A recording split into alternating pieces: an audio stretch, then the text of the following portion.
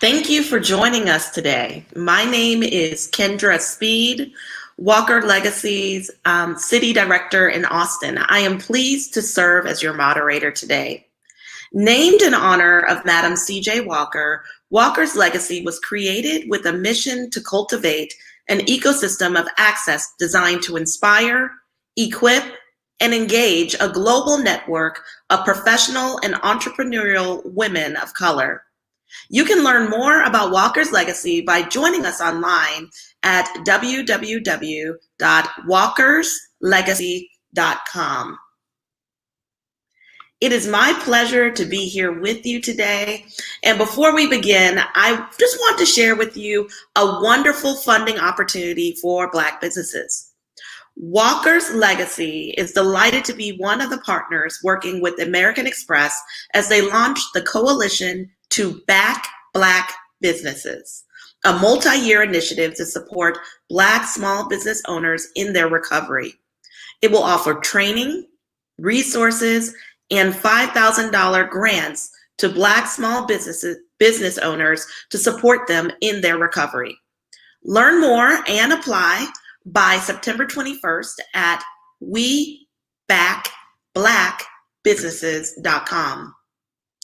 The Cowork and Connect virtual morning chat series is aimed to learn the best practices for remote work, the importance of mentoring, staying sharp while staying in, financial planning for small businesses, and self-care routine tips during this time of quarantine and social distancing. Today's guest is Tara Darnley. Tara Darnley is a wife, a mom, an inventor, entrepreneur, podcaster, and speaker. Together, Tara and her husband co-founded Darling & Co. and Company, and it's an award-winning, eco-friendly lifestyle baby brand.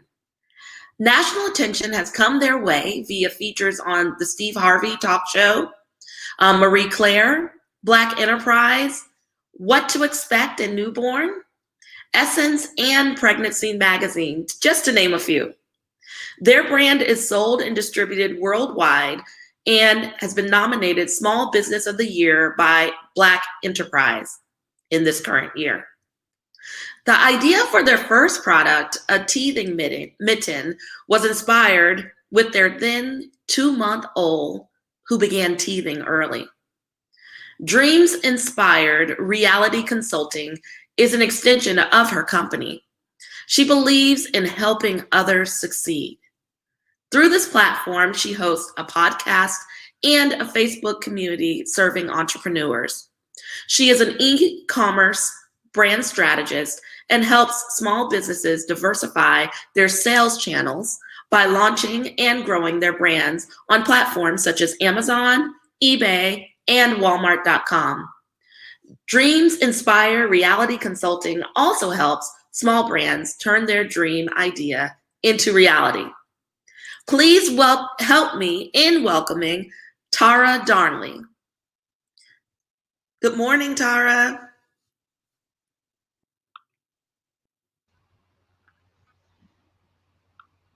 So, Tara, I think I couldn't hear you just then, and we couldn't see me. So, good morning. It is so great to have you on the series this morning. I would like to just get started with allowing you just to open up with some words about yourself. Sure. Well, that was a long intro. I don't know why they sent you that long intro. But my name is Tara Darnley. I am a serial entrepreneur.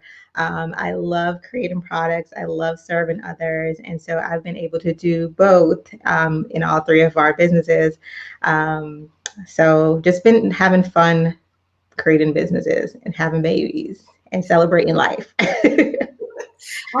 So tell me about your journey. What is your story? Sure. So unlike most people that maybe wanted to be an entrepreneur or wanted to own a business, that was really never my desire. I always say I kind of stumbled into it by accident.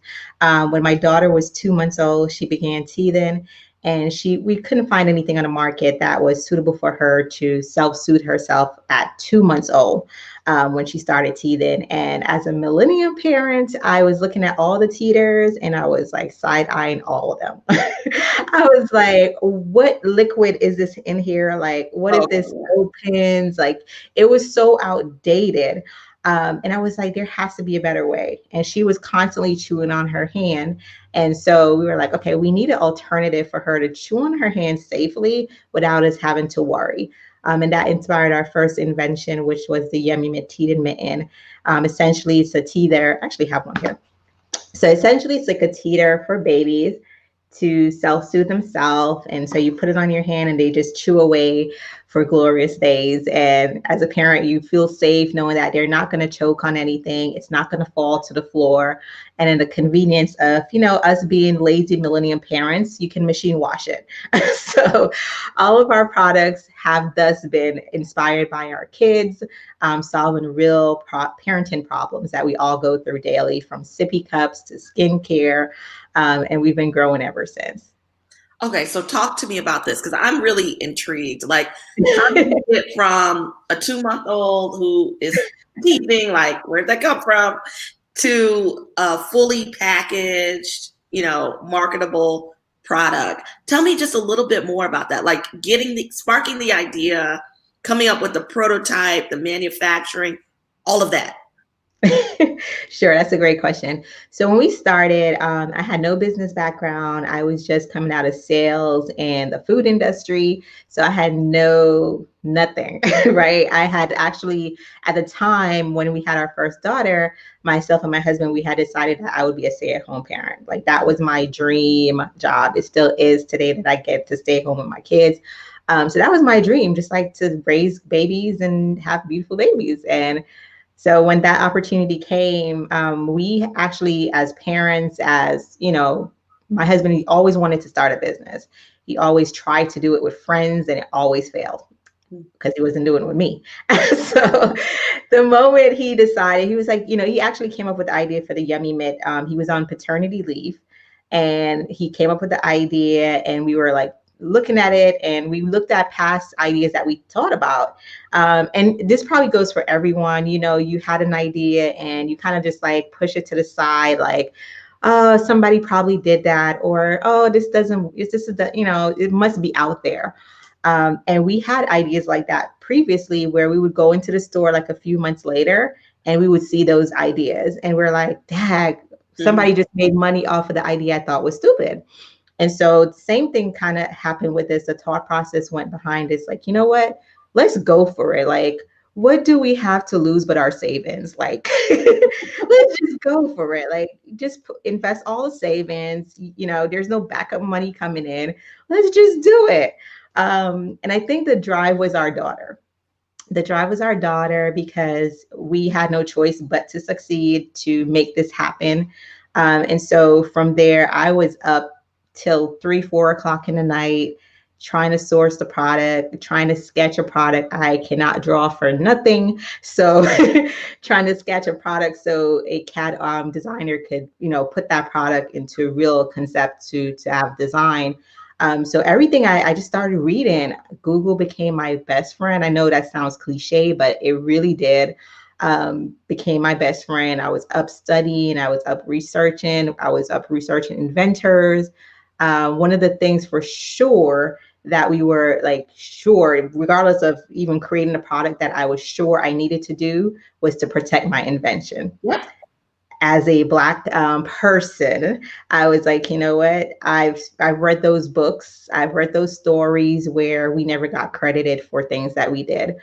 And I wanted to change that. And I was like, how can I create a legacy for my daughter? And that will be the priority. And so I stood up, I researched how to patent a product, I researched how to trademark a product. And I was able to do all that in less than 3 months because I was determined that I was not going to make this man save and go to waste. Oh, yeah. That is awesome. That's it in a nutshell. Oh, go on. No, go ahead. I think that was like an echo. There's a couple things I heard in there. So one was kind of like this personal drive. And in the case of the Yummy Mitten, it was the Yummy Mint was saying like, this is all for my daughter. Like, I have that drive. I'm going to try to get this done. The other piece was just like, the research. So going out there, figuring out what resources existed on Google. And I think there's also this sense of risk taking involved here. Now, taking a calculated risk, but risk nonetheless is important. Yes. So Dula Nadia Granby is saying you protect your invention. And that was really important as you talk about that. Thinking about going from having, little, business background to getting all of this done within 3 months is tremendous. I'm really interested in, even beyond your personal story as an entrepreneur, how do you take those lessons learned into the different clients that you work with today? That's a great question. I think that's one of the reasons we were actually successful with Dreams Inspire Reality. And we actually started it as a way to give back. Like this was like, we had this like huge goal, and it will happen someday where we'll have just this foundation for entrepreneurs to come build their prototype. I can't give away all my secret, what I'm about to do, but they will be able to do it all, because when I started, I didn't have that. We were in Brooklyn at the time. We were in, the lower part of Brooklyn. Like it wasn't no perfected situation. Like we came from little to where we are now.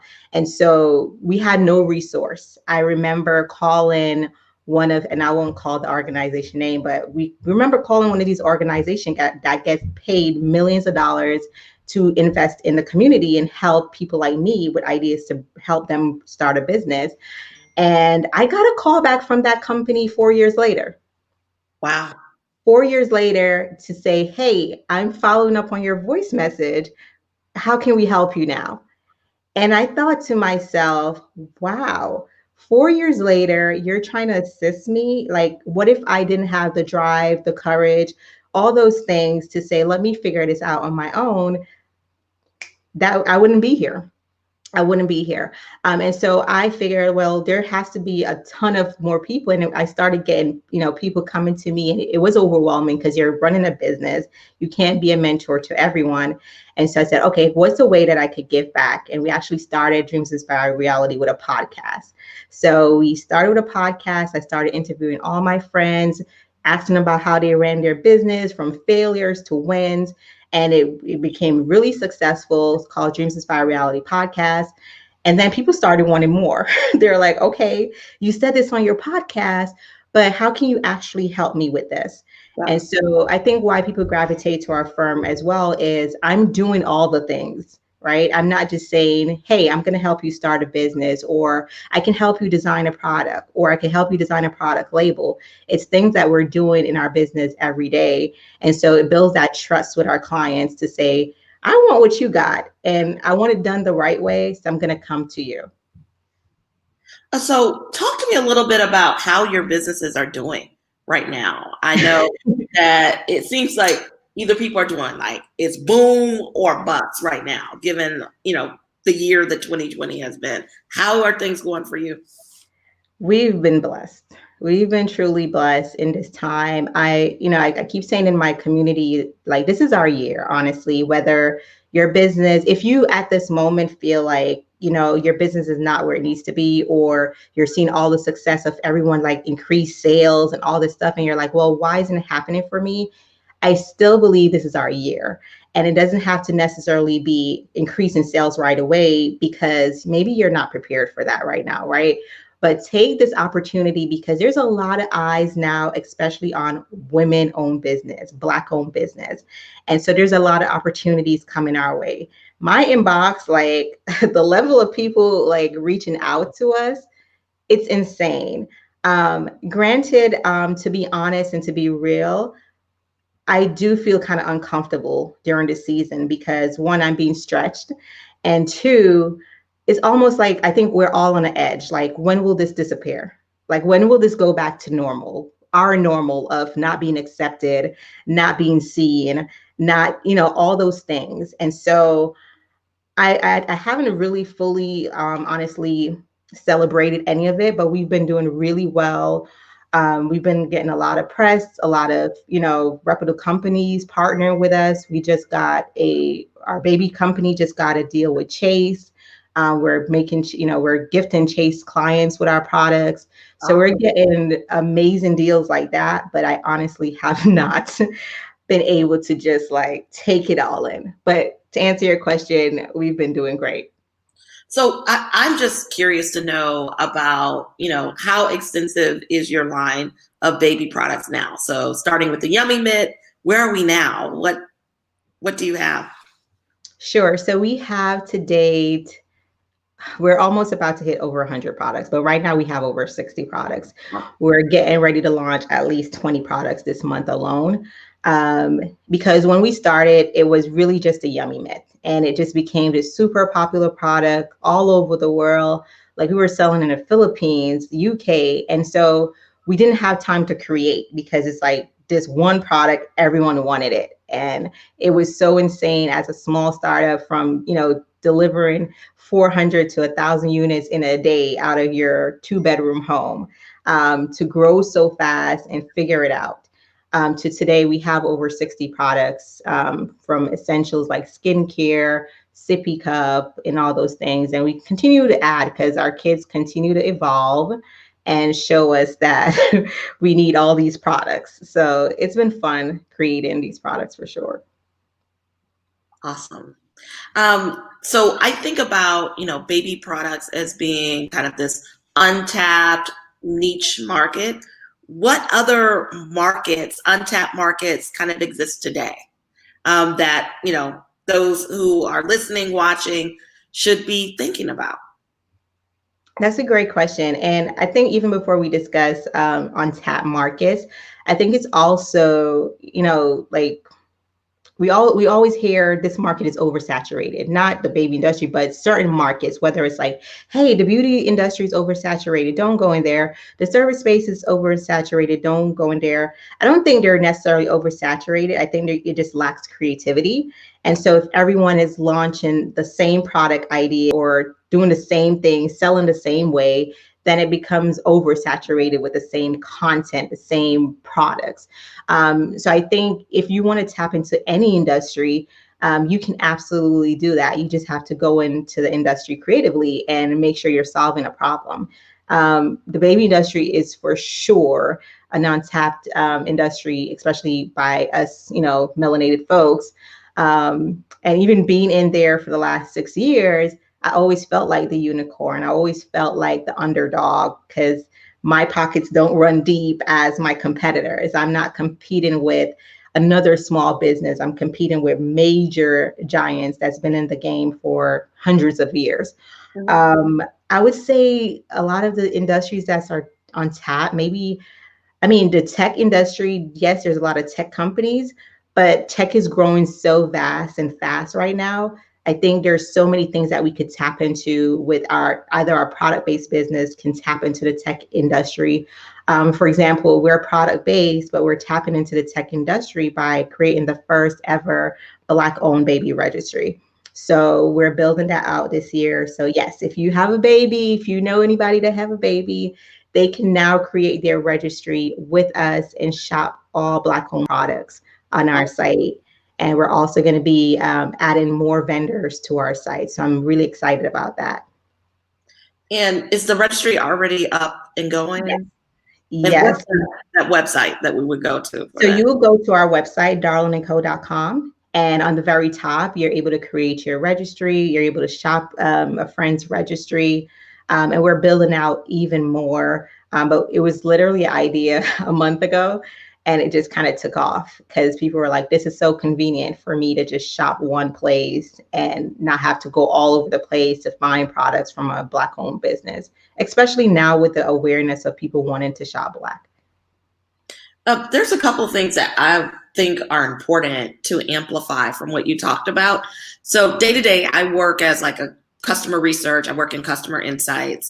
An important piece that you called out is really thinking about entry into the market with new products or services and really thinking about pain points as well as unmet needs that still exist within the marketplace, and really being able to like intimately understand what those pain points are, what those unmet needs might be, and then crafting products and services that help address those in creative and differentiated ways. So I think that's super important. Yeah. One thing that I'm interested in that vein is, how do you keep a pulse of your market and what your existing and prospective customers need? I was gonna say a corny answer, Black girl magic. No, but my kids are the inspiration for all our products.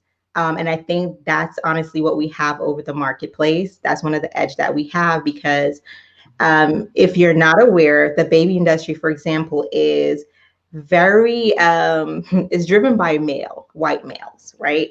And so most of your favorite baby brands is owned by a white old man that probably hasn't held a baby in the last 30, 40 years. And so he's completely out of touch with his industry, with the baby world, with what we need. And so we do have like really a grasp on that because we have babies, like we have real babies in our home that's going through real problems. So for example, my son, and now we were talking about this earlier, he decides to toss a bowl across the room. And I'm like, okay, we're not going to do this. Mm-hmm. How do we figure this out? And so we created a suction bowl that suctions to the table so he can no longer do that. So those are things that we're solving real problems. And so sometimes even if you're in a certain marketplace, don't overthink the solutions that you're going to solve. Like look right within your home, within the same problems you're having. So people always say, well, how do you come up with all these product ideas? Like literally my son just went through a whole tantrum trying to adjust to the whole mask situation. And rightfully so. I'm an adult and I hate having to wear a mask. It's just uncomfortable. And he's going through that right now. So we had to figure out a way for him to feel like a superhero with his mask. So how can we normalize this for a 3-year-old to want to wear a mask? And so we did a face mask with superheroes all over it. And it has like a very diverse, superhero characters, including Black superheroes, which you don't see.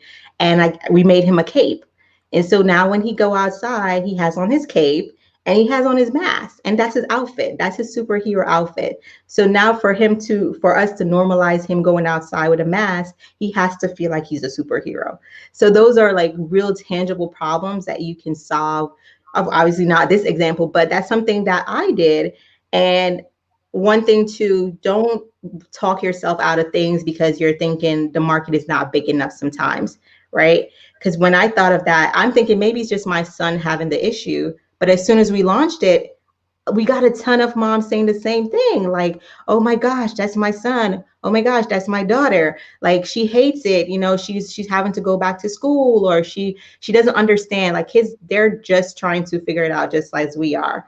And so we got a lot of great response from that. So one, don't overthink what you're doing. Sometimes it's like the simplest ideas that makes a difference. And the thing that stands out about what you described is kind of like this empathic insight. So, being able to say, one is like just the functional piece of, I don't want to put on a mask to go outside. And then it's also the emotional context of being like, there's anxiety about it. It's, kind of this unknown. And so how do you remove any negative feelings about it and really empower in that moment? I think that's powerful because it has both the functional need, but then also has this deeper level human insight associated with that. So absolutely. Let's see. So I'm thinking about during this time where people might be spending more time inside, more time thinking or doing different types of activities. This is probably a time that's fertile for the birth of new ideas. How do I do that? I'm sitting in my home. How do I just get started in doing this? Where does the inspiration come from? The inspiration, like you just said it, you actually answered your own question, but it comes from at home. It comes from you in the shower, taking a bath, or, you're taking a shower and you have this idea. and or you're making a dinner or you're driving. What I used to do in the beginning, because I am naturally a creative and I literally have to write down my ideas and put them on pause. Like, you cannot execute everything, Tara. You can't start all the companies, Tara. We can't do that. It costs money, Tara. So what you can do is, I highly suggest having a journal of some sort or a notebook, or if you're going to do it on your smartphone, just having a note section where you're writing these ideas down as they come to you. So write them down. It could be, some people have great ideas in their dreams. If you have a dream, write it down. Some people get up in the morning, it's the first thing, write it down. And then when you have time, go back to revisit those notes, see what they are. Go to Google real quick, look if something is on the market, what the price point is, if you're able to come on the market and beat that price, because honestly, it's mostly about pricing, right? When you're selling something, you can sell a $200 bag versus a $2,000 bag, but then it goes back to the branding, it goes back to the know, like, trust factor. So you want to make sure when you're writing down these visions and before even bringing them to reality, that you're taking the time to really evaluate if it's going to be profitable.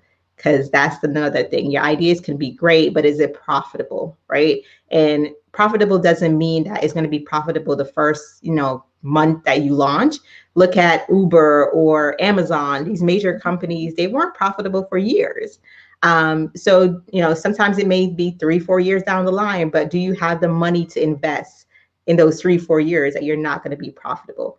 And that may sound complicated for a new entrepreneur, but for now, I would just say write down your idea, seek a mentor or someone that you can, follow, get advice to. And I really want to know too, especially with a platform like Walker's Legacy, there's a lot of, mentors at your access. There's a lot of people that give out free content. And I think we confuse mentorship as well. Sometimes entrepreneurs, you want to be mentored and you're like, Tara, I want you to be my mentor. And that means you have to call me every day, or you have to pick up the phone whenever I call. And if I have an idea, you have to walk me through it, like step by step, like give me all the secret, girl. But it's not really like that, because most of us don't have the time. So the perfect way to be mentored by your favorite person, most people have free content, whether it's a blog, whether it's a podcast, whether you're following them, wherever they're speaking, like your favorite person's about to do an interview live, go check it out, because they're sure to drop some gems. So I think those tangible things will help you get those ideas executed first before you even invest in any other, expensive resource that's going to need it to start your business. Thank you. As you talked about mentorship, one thing that popped in my brain, I love this idea about, we always talk about like, yeah, that's my mentor in my head or things like that. How do we extract value from mentors in our head who we might not be able to have like the frequency of contact that we would desire, or even any contact, but be able to take in that information? I also think about like, how do you translate mentorship into this kind of board of directors type of thinking, of where you say like, this is a person that plays this role for me as I'm building out my ideas. This person is great for this. And then you're able to be very focused in how you're engaging, the frequency of engagement based upon what you're getting from your range of mentors or coaches. That's an amazing question. And can we be real for a few seconds? Because especially in the entrepreneur space, I think we oftentimes get caught up with numbers, right? The new thing is to call out your number, call out the number you're making in your business. And when you call out that number, that's how you gravitate to these people that you follow and you're inspired by. But sometimes they're just giving you numbers. Are they giving you practical tools that you can get versus showing you maybe their Shopify screenshot? Or are they dropping real gems like, hey, you know what? I started paying myself early. I'm not going to wait till 5 years down the line before I start paying myself as a small business owner. Those are real gems. You may not like it, but those are real gems. So definitely, as you're gravitating to anyone you're looking to be mentored by, look for each for specific things. Like I have a lot of mentors in my head as well. What I try not to do though is follow them obsessively, because I don't want their ideas to become my own. I still want to have my ideas. I know that one was, don't let that go over your head. But you don't want their ideas to become your own. And so I may follow this person for financing, or I may follow this person because they're creative and they're innovative and they always keep me on my edge as an innovator myself. Or I may follow this person because they're a parent and they're balancing it all. And I want to keep on top of the new trends, the new parenting trends that this person's always sharing. So sometimes it's not always business related, but making you a wholesome person, right? I may follow this mom because she's always taking care of herself, self-care at its fullest, and I'm struggling with that. So sis, help me out. Like, what are you doing? So I think, like you said it perfectly, just taking each pockets from each person, but at the same time, don't become so obsessive where it's like you're not formulating your own ideas, you're not seeing what actually works for you in your business. I always tell people that you may, come to me for something, but it may not work for your business. It may just work for my business. So you want to be very, very mindful of that, and stick to the real tips that they're given. Like, I don't want to see nobody Shopify, because now I heard those things be like even like fake put together. I want to see like the real, like, what are you doing when you get $1 million, right? If you make $1 million in a month, what does that take to pack 1 million orders? That's what I want to know, because I don't want to get to that $1 million and then like, oh man, I didn't know I had to hire 30 people to ship these orders out. And 30 people means 30 different personalities. And I'm not ready for this. I'm not ready for this. So those are the things, like if you're following people, you want to see those real, behind the scenes, like, okay, what does it take to pack 30 orders? I mean, $1 million worth of order, not looking at the person's site and then you're seeing all bad reviews because, oh, sis, you did not ship my orders in 6 months, but you made $1 million last month. Right. Y'all caught that. Make sure y'all catch that. So look for practical steps and strategies that you can implement in your business. Sometimes it's not like all that glitters, you want the real tea. And so one thing I do want to make sure is please offer, any questions that you might have or any of your thoughts in Facebook land, on YouTube, about what we're talking about. Chime in to the conversation. I am interested, Tara, as you think about your journey, your path across these 6 years, what have you learned along the way? What have been some of those tough lessons learned? I would say the top one is just getting used to no's and getting used to yes, because we often talk about the no's that we hear. And honestly, you're going to hear a lot of no's. You're going to be told a lot. And sometimes there's lessons in those no's. So always extract the lessons in those no's, or even ask for feedback. What I've done is if someone says no to me for an important opportunity, I always ask for feedback. Like, hey, I'm very disappointed that I didn't make it, but what can I do to improve myself for next time? Is there something that you wanted to see from me that would increase my chances? That way, maybe for the next opportunity, you're even prepared, right? If it's an opportunity where like, okay, that was just not for me, it wasn't the timing to begin with, I'm not fully prepared, then just make sure you prepare yourself for the other stage or the other opportunity that comes up.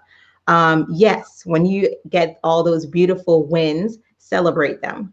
That's one thing I regret doing through my journey. And I didn't celebrate because I was busy. I was busy being a mom, figuring out things. But I wish I took time more to just celebrate those moments, celebrate those wins, versus working. The last thing that was huge for me in my entrepreneurship pivot was paying myself. No one talks about that, but I did not sign up to be an entrepreneur to be a slave to my business. I sure didn't. So the moment I'm grateful for my husband for this one, because when he came on board a year after we started, he was able to leave his job and come on board fully. That's And awesome. yes, praise God, because that was hard doing all that without help. But he was able to come on, retire, and come on board after a year. But when he came on, he was used to a certain salary. He was used to getting paid, and so he was like, "So I'm just gonna work for free." And I was like, "Yeah, it's a startup. That's how it goes. People don't pay themselves. Like, we gotta hustle, we gotta grind. Like." And he was like, "No." He was like, "You need to pay yourself first. Pay yourself first, and you'll work better. Like, you're gonna work so much better." And listen, when a check started to be made out to me with my company name and my name on it, listen, there's no other motivation that I need than that. All right, Friday come and I don't have to, depend on a boss to pay me. I could pay myself out. It just hits your bank account different. Right. So I highly recommend that to every small business, no matter what stage you're in. I wish I had started sooner. And it doesn't have to be a 5-figure check. It doesn't have to be, don't pay what you don't got. But even if it's like $20, sis, $20 is fine. Like, it adds up. And what I found that when I started to pay myself, I started to appreciate myself more in the work ethic that I have. I started to be like, you know what? If I'm going to work 10 hours in my business, I need to see that reflected in my bank account. And then I started to appreciate my staff better, because now it wasn't like, oh, I'm a startup and I'm paying all these people around me and I'm unpaid. You know how that Oh feels? yeah. Yeah. It's like the resentment, right? Or Listen, it's no worse boss that is unpaid, but she got to pay her staff. right. Like, we're not doing that. So even if it's like $20, $30 you putting away for yourself, just start that process now. There's a book called Profit First. I highly recommend it. It really teaches you how to do that. But those are the key things that I wish I did and what I learned over the last 6 years. Yeah, I appreciate you for sharing that. I think back to what you shared about the lessons in the nose, and kind of this having this mindset and muscle of saying, if I get a no, how do I understand how I can improve in the future? And then preparing and kind Mm-hmm. of like strengthening that muscle so that the next time you go out, the likelihood of success is that much greater. So kind of like Absolutely. this continuous improvement mentality that really resonates. And yeah, this, paying yourself, I think that's powerful, Yeah. because you hear so many things about people who are just like, well, I'm just passionate about the work. Like, this is important. And, they are so entrenched in, the intrinsic, the passion that they have for it. But it's Mm-hmm. also saying like that passion has value, Yes. monetary value as well. Absolutely. Absolutely. So great. So before we wrap up today, I did want to provide you an opportunity to leave us with your closing thoughts, as well as information about how do we get in touch with you? How do we engage you? As we think about a lot of the support that you have to your clients and building out their ideas. Sure. So if you're having a baby, make sure you head to our website and create your baby registry. You'll be able to start shop amazing products with us. Or if you have a friend that has a baby, you just share. That really helps us a lot. In terms of how we help and serve entrepreneurs, we're actually building out a lot of new programs this year. We just finished wrapping up our digital portal where you're able to purchase videos on demand of how to do things in your business. It's a simple thing. Sometimes we jump to the higher paid stage in entrepreneurship when there may be someone just starting out that probably doesn't know how to ship a product or what to expect, or how to price a product. So we're building that out in our portal so you're able to access those things. One of the things that we're getting ready to launch this year is actually helping you from start to finish. So building that product, that dream product that you've been sitting on for 10 years, for a couple years, and getting a manufacturer for you, helping you source that product, and actually helping you launch and market that product. So that's something we're building out this year. So you can definitely head to our website, dreamsinspirereality.com, for more information on that. And we have a Facebook community as well, Dreams Inspire Reality, that you can engage with various entrepreneurs to learn. Sometimes you just need a community to bounce ideas off of, or just to know that you're not in it alone. So we do have that as well. Thank you so much. This has been a great time spent. My hope is that those who are viewing this today are able to, take some of these nuggets as they think about how to translate their ideas into a true reality from either a product or a service. I love that there are opportunities for us to support your business, from buying products for ourselves, our friends, our families, as well as ways that we can engage with you as we seek to develop our own capabilities. So thank you so much for being with us today. What I will say is, I think we have all the information of how to stay in touch with you, but if you could just run them down just one more time, like in succession. Sure. So our website is darlinandco.com. If you're in need of baby essential, baby products, kid products, darlinandco.com. And that's Darlin with a Y, not an I. If you're in need of help with your small business, whether that's marketing, product development, you can contact us at dreamsinspirereality.com or taradarnley.com. We'll take you there as well. But those are the two main contacts you can find me. Thank you. And so what I will say is, as we wrap up today, I do want to remind Black business owners to please check out the Coalition to Back Black Businesses to learn more and to apply by Monday, September 21st.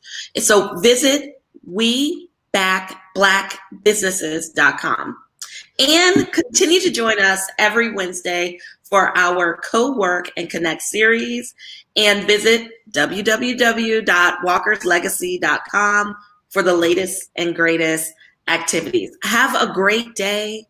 We appreciate you for joining us today.